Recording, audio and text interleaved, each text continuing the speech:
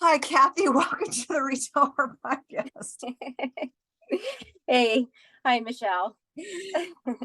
I have to give a little backstory on this because it happens to everybody. There's always it's technology, and I hate to say it, most of the time the glitch is on my end, but we have fixed the problem. I got to hear you and I can see you now. And we're ready to go. Hallelujah. Welcome to the Retail Horror Podcast. I'm so excited to see you in person. I can tell you right now that I've been following your store forever, and I can't wait for people to hear your story because I don't know if you heard a few days ago, by the time this comes out, the podcast that was with the 29 Palms Roaming Travelers team, I had said that I feel like that way is the future of retail, and come to find out your brand is very much like this, run as a collective. So I can't wait for people to hear this. So before we get to that, why don't you tell everyone a little bit about yourself and your brand? Oh, let's see. I did not do retail growing up. This was not the path. I think my journey was through PTA as a PTA mom, which sounds kind of bizarre, but I used to work full time, and I looked out the door one day and saw my kids being rolled in the stroller by the nanny, and I just said, nope, I'm done. And I came home and cried on my husband's shoulder and said I needed to be home with my family.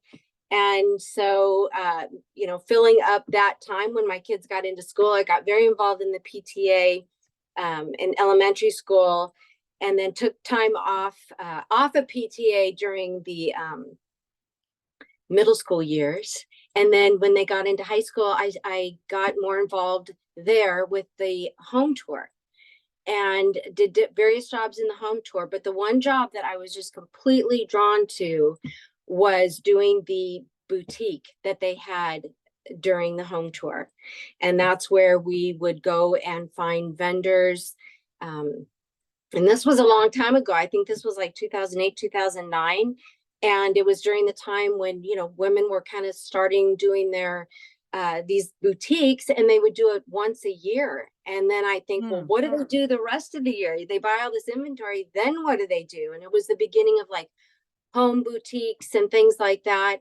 So we had this courtyard setting that I could bring in various vendors who had these little like pop-up shops, so to speak. And we started a monthly market and did that for quite a while. And what I would do was, it was the time when Facebook was just starting out. So I would get like a little bio from each of these vendors and do like a under the Pelican Courtyard, it was called. And I would do like a little bio talking about these women and kind of doing it as I did the market once a month, and I would do 15 days prior, I would do one person per day.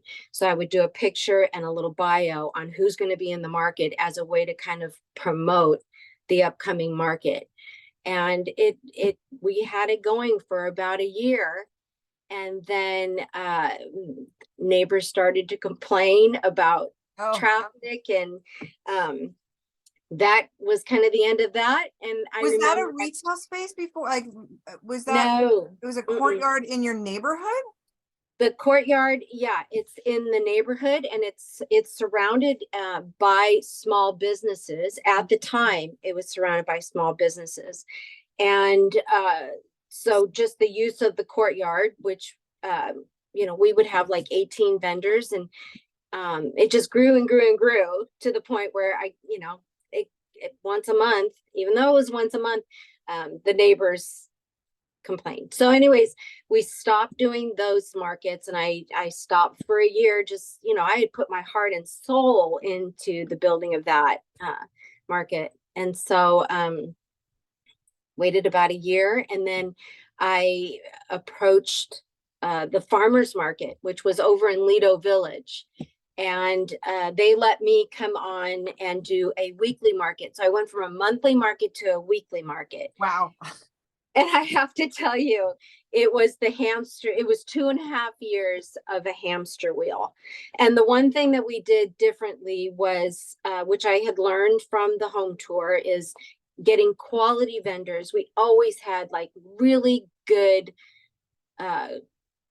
interesting vendors, and we didn't use the pop-up canopies. We did umbrellas, and it just kind of made it a little bit more upscale. And at the time, we actually, every single week, my husband would climb up on a ladder over and over and over again, and we hung those Chinese lanterns, wow, from the top, and just week after week just created an put it up and took it experience down. Put it up and took it down every week. every week Oh for my, two so and you a were half basically years. putting together a weekly farmers market, like by Yeah, yourself. well, we were the artisan part of the farmers market. So the Wow. farmers market existed, and I can say this now, but it's like Lido Village was pretty decrepit at that time. It had fallen into disrepair, but it had been purchased, and they were getting ready to completely revitalize the area. And I did that market to the point where I just couldn't do it anymore. But I just had to keep going until they said, okay, time to stop. We're going to revitalize the area. So you have to go. And I was ready. 2.5 years of doing that weekly market had taken its toll. And I at that point, then we tried to go over and do a nighttime market over in the, at the end of the Newport Beach Pier. And that had its own challenges too. And so just to recap, I did that and had it all approved for a summer market from April until September. And, it was a struggle because logistically trying to get like 30 different vendors in, and there was a huge homeless population. There was always something going on. And it was in July that, it wasn't going to get too dark too soon. And it was like, I thought, okay, everything's lined up, and all the logistics were there. Everyone was set up and ready to go. The market was going to start at 4 o'clock. I literally wiped my brow. I looked around and I'm like, where is everybody? There was no one. I mean, the vendors were set up, but there were no people, no bikes, no cars. The block right next to us, there was a gas leak. Oh. And they had taken literally red, yellow caution tape and completely surrounded us. So no cars could access us, no bikes, no people. Oh my And God. I just said to myself, this is so not meant to be. And I was in the process of trying to extend the permit. And I just said, obviously somebody's telling me that this is a God thing. God is telling me that this is not the direction I am to go. So I hung up my hat again and just decided, okay, I'm not meant to do this.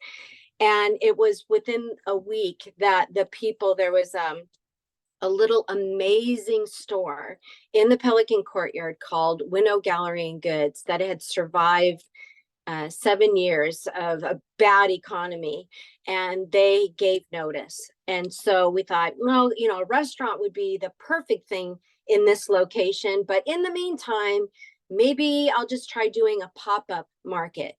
So all of the different vendors that I had acquired during all those years of doing open air markets, I said, hey, do you guys want to just do like a little pop-up thing? Everyone can rent a little space, and then we'll have everybody, work a couple of days out of the month or whatever.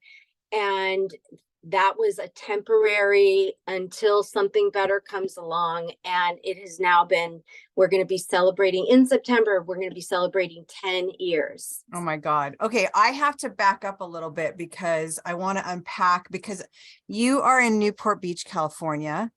So is it the Sandpiper home tour, or is it a different women's club? It's the Newport home tour. So people, tell everyone a little bit about what, because I know what the home tours are because we have the Sandpiper tours here in Manhattan Beach. Tell everyone a little bit about what the tour is and what this little shop is like. Well, the Newport Harbor Home Tour, which my kids have long since graduated, and I've moved on from that. I only did it for a few years. That's well, I mean, there's some amazing homes in this area, and each year, it started as the foundation. People would open up their homes. I think they usually have like 7, maybe 8 homes, and you buy a ticket and you go through the various homes, and then they have a luncheon, which is up here overlooking the harbor.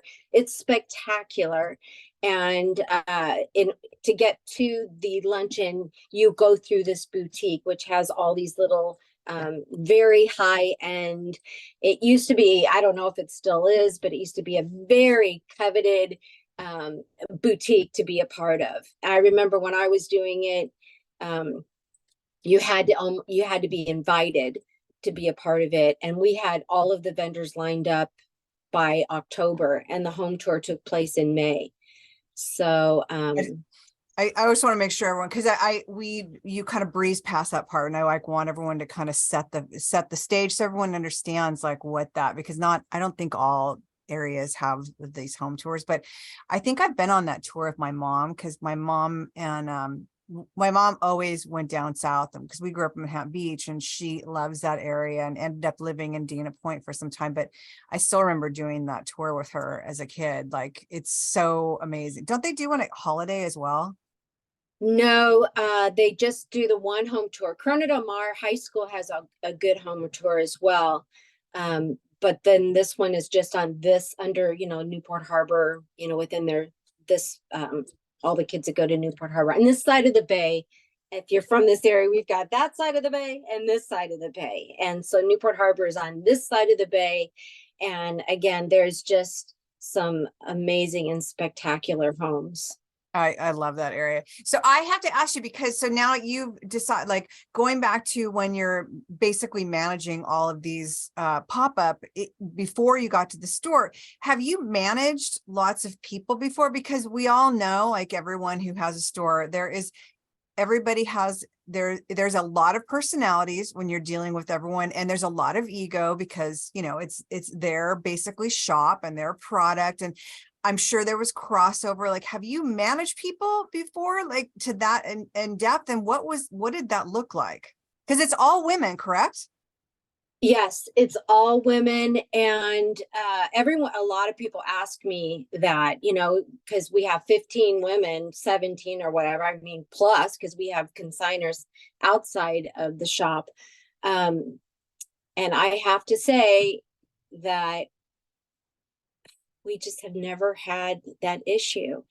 I mean, if it is happening, I don't feel like I'm that oblivious, but I don't see it. I don't feel it. I know that where we are right now, of course, there's been a lot of things that have evolved from the time we started. I mean, night and day, because it was a learning experience. There was no plan to follow. I don't know of any other collective that's run specifically the way we are. I mean, a lot of collectives are out there, like the antique markets or whatever, but they don't have the people that are the makers, the actual makers working in the shop. And that's what I love. And I will say, like, I said this to you when I first talked to you, is that what I had no idea that you were a collective. And because much like what I said to roaming travelers, is that it is very curated. It flows very well. It's very cohesive. And I'm all about the cohesiveness. And I love antique stores, the multi-store, but it is somewhat of a shit show. It's there's one person that's great jewelry, but it's in this packed in case. And then the next one has like beautiful aesthetic, and then you go to the next one. It's not cohesive. It feels exactly like what it is, but your store, as well as roaming travelers, doesn't, and it's so well curated and it flows so well. It does not feel at all like a collective. How how did you come to that point? I mean, from everything from the fixturing to, because it's everyone owns their own space or basically rents their own space. How did you get it to be so cohesive? The learning curve. In the beginning, I looked at it as, if you're renting the space, that is your space to do with what you want.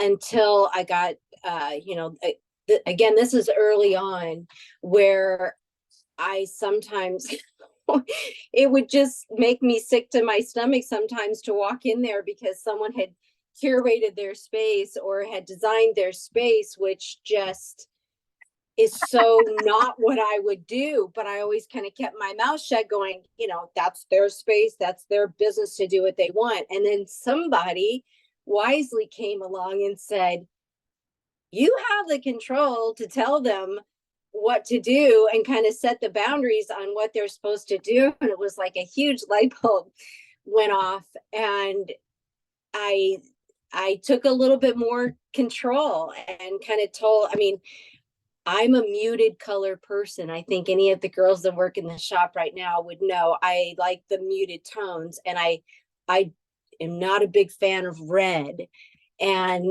just things like that. So giving some of the boundaries helped create the space. Do you have it written in your, because so when somebody comes and it's a brand new vendor, do you have like a packet that has everything broken down of what the standard is, what the expectation is, what does that look like, and how, I want to see how that came about, because you said through trial and error. Yeah. So we do a month-to-month contract when someone starts. And the reason being is because if someone's there in the collective and they're not happy, or they don't seem to think it's a good fit, we don't want to keep anybody there that doesn't want to be there. So, that's one of the things. There's a whole list that we go through. So when someone's going to be coming on, we go through that list saying, you have to kind of abide by kind of the feeling or whatever. I've kind of looked at these people beforehand. You can kind of, know whether they're going to be a good fit. And then when you talk to a person, you kind of get a sense for their personality. So there's a lot of different things, I guess, intuitively that goes into it. But then, we do have a list of things that, they're signing a contract, again, month to month, of, like taking on a job for the common good. Each person that is a part of our collective has to take on a job. And we don't ask that person to decide what they want to do immediately.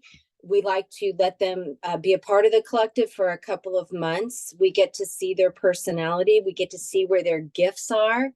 Most of the time, that person will gravitate to the job that needs to be filled, because they see that there's something that needs to be filled or done a better way. And then they'll say, hey, do you mind if I kind of take that job over? And it's usually a job that they're good at. And that whole concept has worked well. And that's brilliant. I it's still all women, which I love. And I love that each of them puts 2 days a week in. 2 days a month. 2 days a month in. Wow. Yeah. Are they all running on? So if it's 2 days a month, who fills in the rest of the timeline? Well, we There's always 14 of have you, at least, so we always have at least 15 vendors. okay. So 2 days a month, it fills in, and most of the girls will come and do like a half day a week. What was I going to ask you? This is where my age kicks in, where I'm like, I knew I had a question. So it's all women, and it's everybody pulls 2 days a month. What does it look like for, is there overlap? Are you guys running on the same POS system? Is everyone running their own? Because if it's two people, they're ringing up, I'm guessing, other people's things, or? Oh yeah, everything is barcoded, and that is another thing where we had evolved, because it used to be, everything was manually put in and all that kind of thing. So, or pretty early on, we did get connected with Shopify. And so each of the girls in their own store, their own business, they input all of their inventory. They all have a barcode printer. They print out their barcodes and they make sure that they don't bring it in unless it has a barcode. And then we have the common checkout. So someone coming in doesn't know if it's coming from, one vendor or another. I mean, we'd like to tell people what we do. But as far as the checkout experience, it hopefully is pretty seamless. I love that. That's exactly what the Rome, I truly think, like, in a world of retail, how it's changing and morphing and whatnot, I really feel like what you and what Roaming Travelers have tapped into is really a new way of, I know collective and antique shops have been around forever, but I feel like the cohesiveness and the one POS system and the seamless exchange with the customer and that is seamless. And I think that is huge. And I think that is really truly what retail is looking like, especially for some of these bigger spaces that, one person can't take over. What a perfect way to fill that and have it be still a beautiful customer experience. And, you hear a lot of times about, employees, not coming into work and not doing all. I mean, each of these women are 100% invested in their business. And if one's successful, we're all successful. So love that.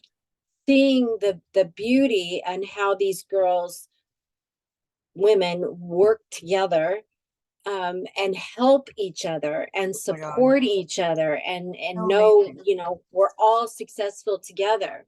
And in addition to that, we've got small businesses that have evolved from businesses to more like in the courtyard. We have more businesses. So we've got a flower shop, we have event planners, we have a nutritionist, Pilates studio, hair salon, nail salon, facial studio. So all of those women, 35 wow, women are all together, and this is a community. Oh, so beautiful. It's a community of women supporting women, and it has, if I've heard it once, I've heard it 1,000 times, that people feel a very good energy when they come in to the courtyard or into the shop. So I can kind of paint the picture of everybody. Your collective is in one big space, and then you have a courtyard, and then the stores surrounding the courtyard are the stores that you're talking about, the nail salon, the planner, the courtyard is the centerpiece. And then I read in your bio, you offer the courtyard, you rent it out for bridal showers and events, and talk a little bit about that.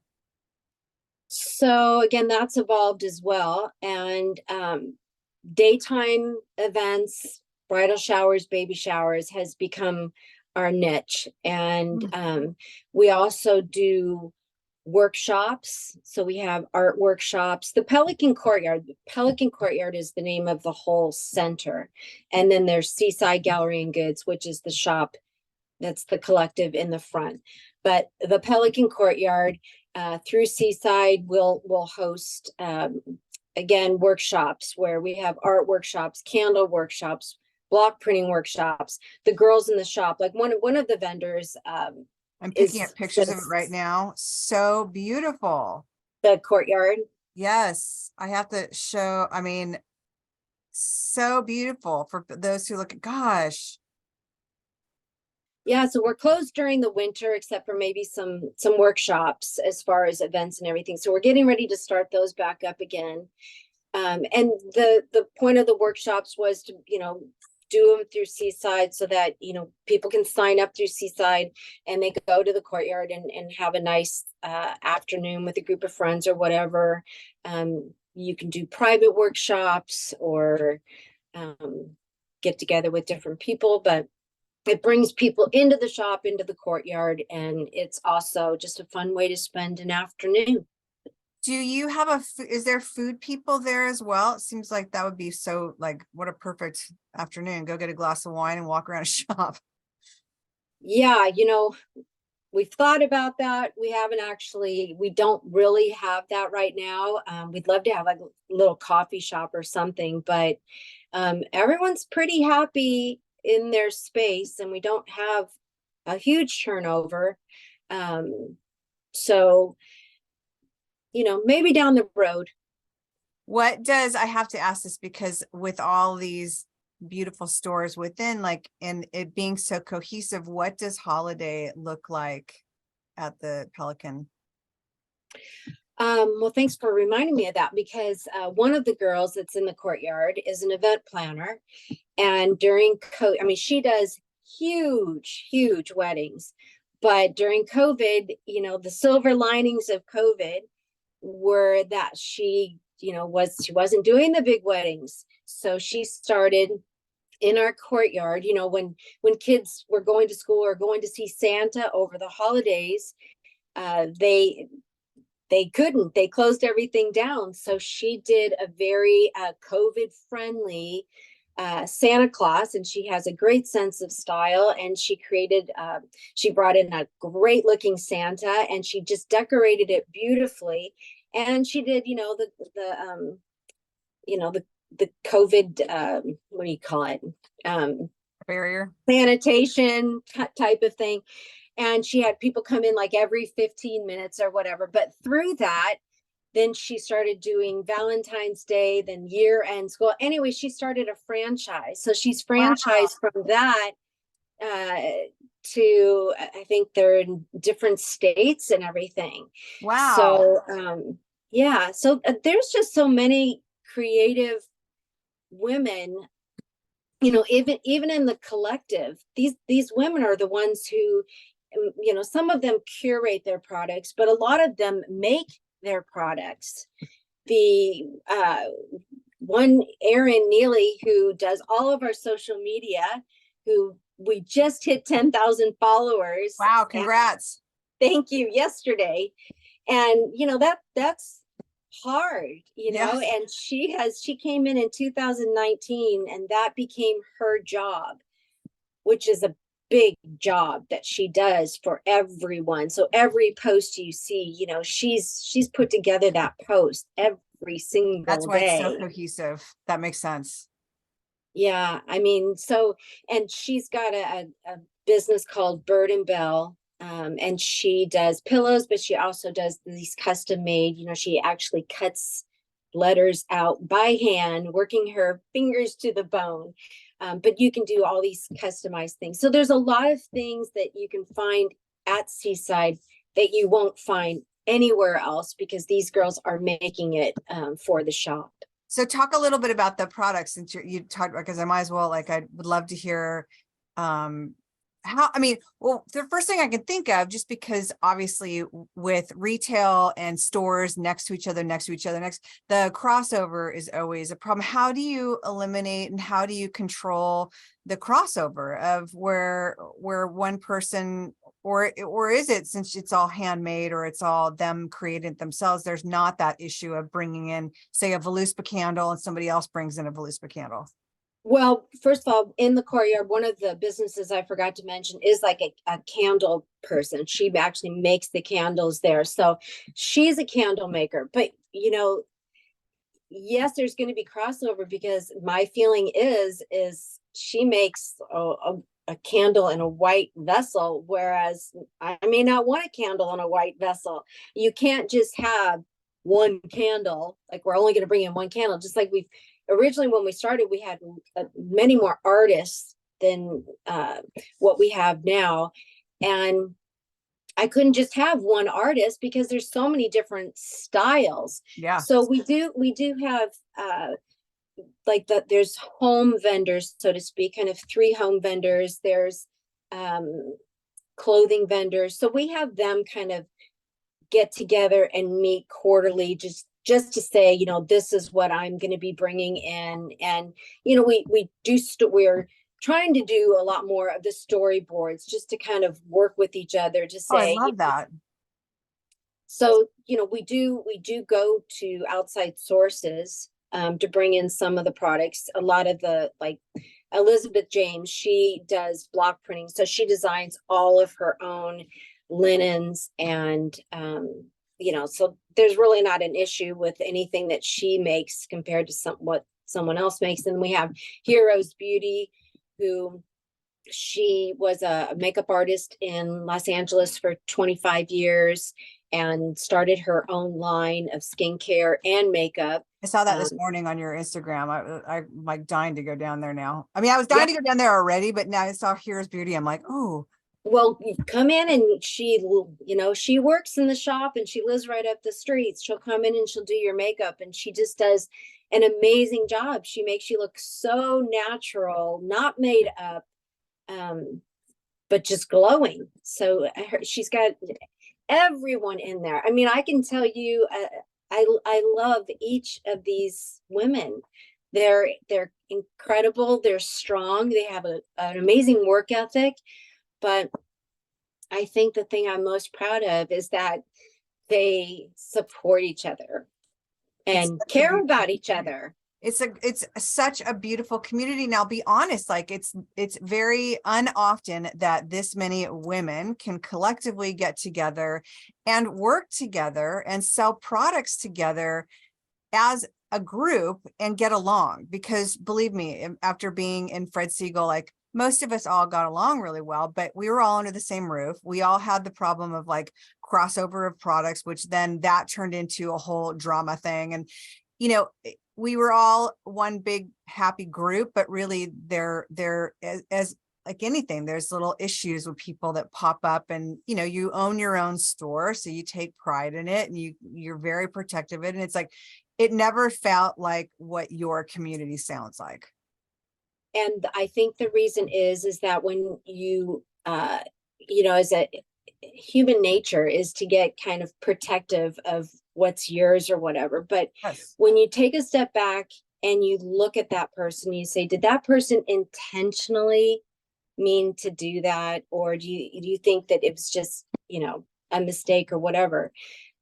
I think that all of us would step back and say, no, that there's not a bad bone in the group. And so when that happens, when someone hurts your feelings, you should take a step back and say, did that person intend to hurt me or intend to take my product and steal my product? No, I can honestly say that these girls would step back and say no. And so they'll communicate with each other and we work it out because they're all good people. How do you guys, do you have like you said you have a meeting where you talk about the upcoming trends and how do you have like a monthly meeting where everybody in the whole, like including the stores around the courtyard, like because you guys sound like you're very much on the same page. Well, so each of the businesses in the courtyard are individual businesses, run by one woman or whatever. But as far as the collective, once a month we get together and we meet. We have one person whose job is to lead the meetings. And so their meetings are not mandatory, but if we vote on something and you're not there, too bad. Smart. So it is important to be at the meeting. If you're not able to be at the meeting, because I understand, I think we all understand, we have things that come up, then we have the meeting notes printed out and we email them to you and we have them in the shop. So there is no excuse that if we've discussed something in the meeting that, if the next week you're doing that we discussed, we know you didn't read the notes, it's like, you have to read the notes. I love that. It sounds like you should be a manager for some big operations because it sounds like your communication with a group of women that are all running their own stores under one roof. The communication is much better than big companies I've worked for, to be honest. Well, thank you. What does the future look like for Seaside? I think we have a very bright future. I think if the economy continues and hopefully, gets better, then I think we have a very beautiful future, and I like to continue seeing what we're doing and always evolving and um, finding new products and growing together. Growing together is like a family and a community. Man, I love this story so much. I always ask people a couple questions at the very end. One is, you being creative, how do you find inspiration? Oh gosh. I think, well, I've heard this in your previous podcast, but my previous life, I was a travel agent, and we have done extensive travel as a family. So I love going to different locations and going through all the different stores and just getting inspired that way. I mean, when I first started, again, back when Facebook was starting, Pinterest was just starting. And I remember just kind of being all over the map with liking everything and not really having a defined sense of style. And that's what, in the beginning years, I think I had 5,000 pins on Pinterest, to the point where I really have a hard time even looking at Pinterest right now. But the beauty of it was that I was able to like step back and, I would pin things to certain areas, kitchen or bathroom. And then you go back and you kind of eliminate things. And then at the end, you look and you see, that's my style. And once you start to really define what your style is and what makes you happy, then you can kind of move on from there. So I can look very quickly at someone's website or Instagram or whatever and know immediately if I'm going to like it, if that's going to be a good fit and visually. I think a lot of people are visual. And so, yeah, what was your question again? Inspiration. Inspiration is just, I don't know. I get inspired by different things every single day.